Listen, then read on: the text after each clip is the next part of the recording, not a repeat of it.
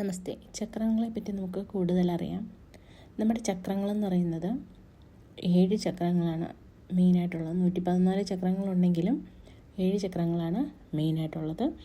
ഓരോ ചക്രങ്ങളും ഓരോ സൈക്കോളജിക്കൽ പാറ്റേണിനെ നിയന്ത്രിക്കുന്നു. മൂലാധാര ചക്രം, അതായത് റൂട്ട് ചക്ര സർവൈവലിനെയും, സേക്രൽ ചക്ര ഇമോഷനെയും, സോളാർ പ്ലക്സസ് ചക്ര പവറിനെയും, ഹാർട്ട് ചക്ര ലവിനെയും, ത്രോട്ട് ചക്ര എക്സ്പ്രഷനെയും, തേർഡ് ഐ ചക്ര അവയർനെസ് ഇൻഡ്യൂഷനെയും, ക്രൗൺ ചക്ര സ്പിരിച്വാലിറ്റിയും ഇവിടെ കൺട്രോൾ ചെയ്യുന്നു. നമ്മുടെ ചക്രങ്ങൾ എന്ന് പറയുന്നത് കർമ്മങ്ങളുടെ സംഭരണശാലയാണ്. അതൊരു ഊർജ കേന്ദ്രമാണ്.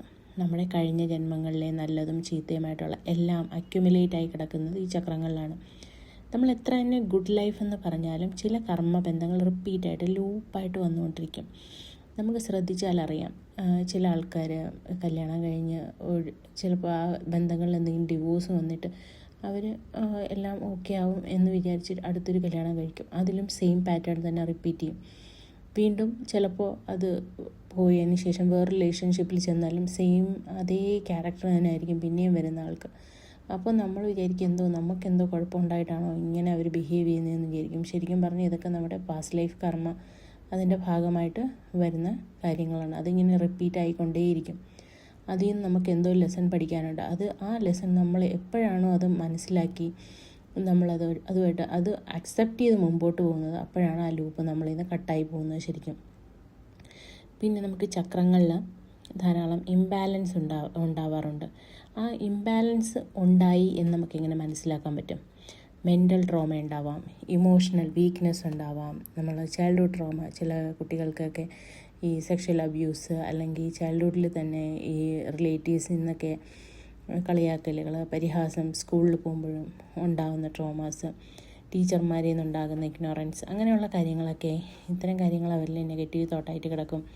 ആ തോട്ട് വളർന്നാലും അവരുടെ മൈൻഡിൽ തന്നെ ഉണ്ടാവും. പിന്നെ ഓവർ തിങ്കിങ് ഉണ്ടാവും, സെൽഫ് ഡൗട്ടായിരിക്കും എപ്പോഴും. പിന്നെ ലൈഫ് സ്റ്റൈൽ തന്നെ ഒരു ബാഡ് ലൈഫ് സ്റ്റൈലായിരിക്കും ഫോളോ ചെയ്യുന്നത്. കള്ളു കുടിക്കുക, പോൺ അഡിക്ഷൻസ്, ഗോസിപ്പിംഗ്, അങ്ങനെയുള്ള കാര്യങ്ങൾ. പിന്നെ ജങ്ക് ഫുഡിൻ്റെ ഇൻടേക്ക് കൂടുതലായിരിക്കും, ഉറക്കക്കുറവ്, പിന്നെ സത്യങ്ങൾ തുറന്നു പറയാനുള്ള മടി. ഇത്തരം കാര്യങ്ങളൊക്കെ ചക്രങ്ങളിൽ ഇംബാലൻസ് ഉണ്ടെങ്കിൽ ഉണ്ടാവുന്ന കാര്യങ്ങളാണ്. പിന്നെ ചക്രങ്ങളൊക്കെ ഇമാജിനേഷനാണോ എന്ന് ചിലരിങ്ങനെ പറയാറുണ്ട്. നമുക്കത് ഇമാജിനേഷനാണെന്ന് എങ്ങനെ പറയാൻ സാധിക്കും? കാണാത്തതെല്ലാം നമുക്ക് ഇല്ല എന്ന് പറയാനാകില്ല. ഇപ്പോൾ നമുക്ക് ശ്വാസം അല്ലേ, ശ്വാസത്തെ നമുക്ക് കാണാൻ പറ്റുമോ? ഇല്ല. പക്ഷേ നമ്മളത് അനുഭവിക്കുന്നുണ്ട്. ശരിക്കും സ്പിരിച്വാലിറ്റിയിൽ എല്ലാം അങ്ങനെയാണ്. അനുഭവങ്ങളിലൂടെയാണ് നമ്മളെല്ലാം മനസ്സിലാക്കുന്നത്. നമുക്ക് ആ ഒരു പീസ്, നമ്മൾ എത്ര മനസ്സിന് ശാന്തമല്ലാത്ത സമയമാണെങ്കിലും നമ്മളൊരു പ്രാണായാമയോ ഒരു ബ്രീത്തിങ് എക്സസൈസ് ഒരു 15 മിനിറ്റ് നിന്ന് ചെയ്ത് നോക്കൂ. നമുക്ക് ഭയങ്കരമായിട്ട് ആശ്വാസം കിട്ടുന്നതായിട്ട് കാണാം. എന്നാൽ ഈ ചെയ്ത ക്രിയകളെല്ലാം നമുക്ക് കാണാൻ പറ്റുന്നതാണോ? അല്ല. അപ്പോൾ അതുകൊണ്ട് കാണാൻ പറ്റാത്തതെല്ലാം ഇല്ല എന്ന് നമ്മൾ ഒരിക്കലും വിശ്വസിക്കരുത്. നമ്മുടെ ബോഡിയും മൈൻഡ് സോളും കൊണ്ട് നമ്മൾ എക്സ്പീരിയൻസ് ചെയ്യണം. പിന്നെ ഞാൻ പറഞ്ഞില്ലേ, ലൂപ്പുകൾ റിപ്പീറ്റ് ചെയ്ത് വരും. അതൊരു കാർമിക് പാറ്റേൺ ആണ്. അതൊക്കെ തിരിച്ചറിവിനായിട്ട് അതെങ്ങനെയാണ് നമുക്ക് ഇത്തരം ലൂപ്പുകളിൽ നമുക്ക് രക്ഷപ്പെടാൻ സാധിക്കുന്നത്?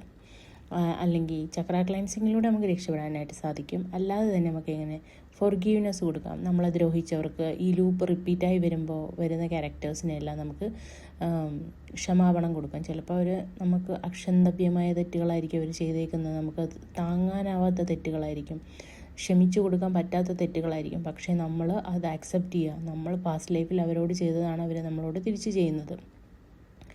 അത് അക്സെപ്റ്റ് ചെയ്തതിന് ശേഷം അവർക്ക് ഫോർഗീവ്നെസ് മനസ്സിൻ്റെ ഉള്ളിൽ നിന്ന് തന്നെ കൊടുക്കുക. ചുമ്മാ ഫോർഗീവ്നെസ് അല്ലെങ്കിൽ ഹോപ്പണോപ്പണോ ചാൻറ്റ് ചെയ്തിട്ട് കാര്യമില്ല. മനസ്സിൻ്റെ ഉള്ളിൽ തട്ടി തന്നെ ക്ഷമാപണം കൊടുത്തു നോക്കൂ. നിങ്ങൾക്ക് ആ ഒരു വ്യത്യാസം നിങ്ങൾക്ക് തിരിച്ചറിയാനായിട്ട് സാധിക്കും. പിന്നെ നമുക്ക് സെൽഫ്ലെസ് ആയിട്ട് ആക്ഷൻസ്, അതായത് സേവനം, എന്തെങ്കിലുമൊക്കെ പ്രതിഫലം ആഗ്രഹിക്കാതെ മറ്റുള്ളവരെ സഹായിക്കുക, അതൊക്കെ കാർമിക് ലയബിലിറ്റീസ് കുറയ്ക്കാനായിട്ട് നമ്മളെ ഹെൽപ്പ് ചെയ്യും. അതൊക്കെ നമ്മളെ അസറ്റ്സ് വർദ്ധിപ്പിക്കാനും നമ്മളെ ഹെൽപ്പ് ചെയ്യുന്നതാണ് ഈ ആൾക്കാർക്ക് ഈ സെൽഫ്ലെസ് ആയിട്ട് സേവനങ്ങളൊക്കെ ചെയ്തു കൊടുക്കുന്നത്. പിന്നെ മെഡിറ്റേഷൻ, പ്രാണായാമം, ധ്യാനം, പ്രയർ, ഇത്തരം കാര്യങ്ങളെല്ലാം നമുക്ക് ഇത്തരം കർമ്മങ്ങളിൽ നിന്നൊക്കെ രക്ഷപ്പെടാനായിട്ടുള്ളൊരു കാര്യമാണ്. പിന്നെ അതുപോലെ തന്നെ ചക്ര ക്ലൻസിങ് വളരെ ഇമ്പോർട്ടൻ്റ് ആണ്. ചെയ്യാൻ പറ്റുന്നൊരു ചക്ര ക്ലൻസിങ് തന്നെ ചെയ്യുക.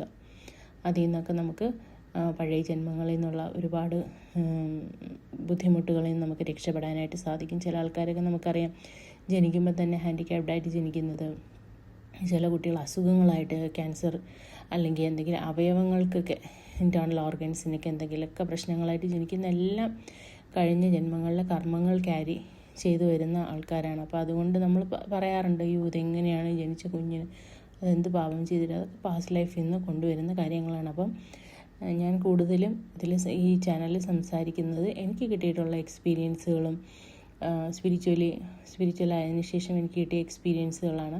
അപ്പം കൂടുതലും എൻ്റെ ഓഡിയോസ് കേൾക്കുന്ന ആൾക്കാർ കൂടുതലും എനിക്ക് തോന്നുന്നത് സ്പിരിച്വലായിട്ടുള്ള ആൾക്കാരായിരിക്കും. അപ്പോൾ നിങ്ങൾക്ക് ഇഷ്ടപ്പെട്ടാൽ, നിങ്ങൾക്ക് എന്തെങ്കിലും ഉപകാരപ്പെടുകയാണെങ്കിൽ ലൈക്ക് ചെയ്യുക, ഷെയർ ചെയ്യുക, സബ്സ്ക്രൈബ് ചെയ്യുക. Thank you.